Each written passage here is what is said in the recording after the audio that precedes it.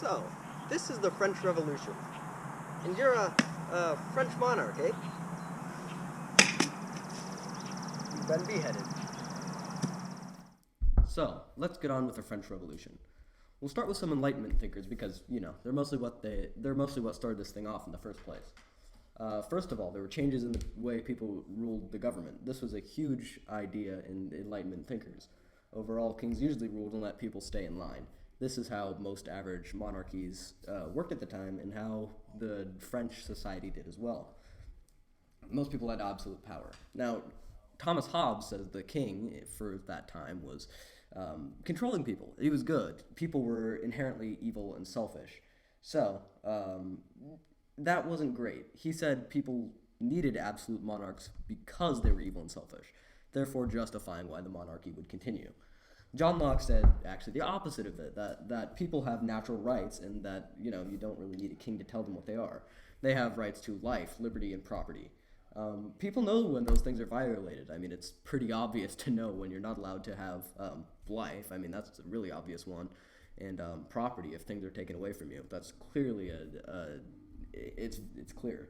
Anyway, government protects these rights, people began saying. So Montesquieu said that the government also uses its power to not only diminish your natural rights, but to just use them against it. This ended up as a separation of power, as an idea of democracy, which is the safer way to go, I would usually say. Rousseau said the government is a contract. You have to sign up to it, and that's just how it's going to go. Voltaire believed the government should be separated from the church, which I agree. If an absolute monarchy is ruling the world, or their idea of the world, it would not be helpful for them to only be Christian if you're not. I mean, what are you going to do? Be killed by them? Probably.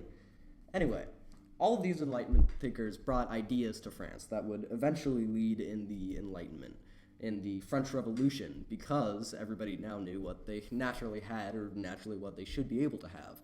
So they decided they would do something about it.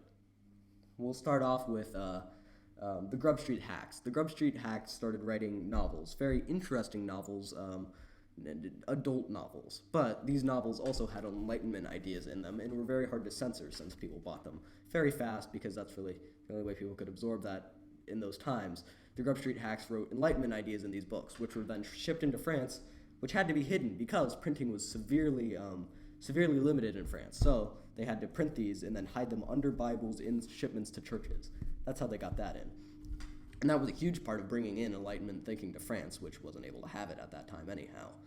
That's one of the ways it got in. The other way it got in was through law trials. People could talk about Enlightenment and freely, and it would be recorded, because you cannot censor a court argument.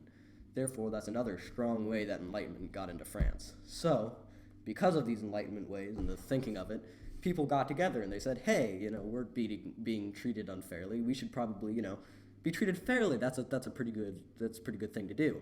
So people ended up banding together, and they said they would meet. They would meet in a giant room to talk about how they would what to do about the government. And they said they'd keep meeting until it was resolved.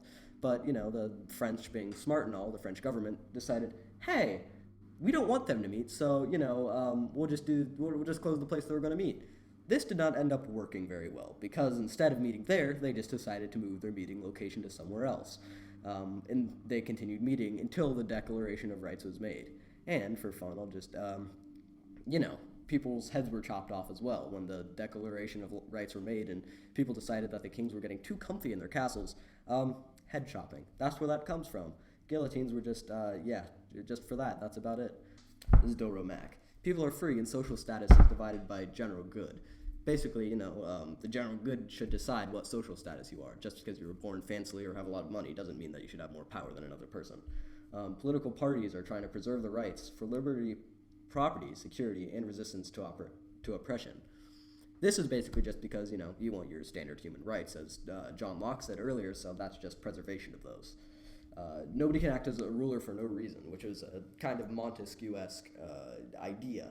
This idea was meant to say, hey, if you feel like being a leader, you can't have no reason for being a leader. You have to have some reason to want to be a leader, or at least a good reason to lead. Liberty is just to have freedom as long as you don't hurt anyone. The only limits are law. This was a Locke idea, and this is meant so, you can do whatever you like, just as long as you're not doing it to hurt people or to kill people randomly. I mean, we don't want that. And law can't stop people from doing things as long as they don't hurt others. Nobody can do the things they're forced to by law or not said by the law. Again, that's kind of reinforcing on the previous part. You can't hurt someone and get away with it cleanly. It just doesn't make sense. And everyone is equal from the day they were born. So this is saying that you can't. This is with birth and monarchy. So you can't be born into royalty, and you can't have power from the family you were born in. This is to reinforce the idea that you have to work for your social status, and it's given by the general good. Don't discriminate on someone because of their beliefs, and anyone can voice their opinion. These both kind of go together because they're both saying, hey, you can't just say someone's bad because of who they are, how they look, or where they come from. This is just solely everybody's equal. Everybody should be equal, and they should all act kind of equal. And and then the final one that I'm going to touch on is the military is to protect the citizens and should not be used for personal advantages. This was to stop major raids on places for territory. And this was also to help, just generally keep the world at bay and not at huge wars.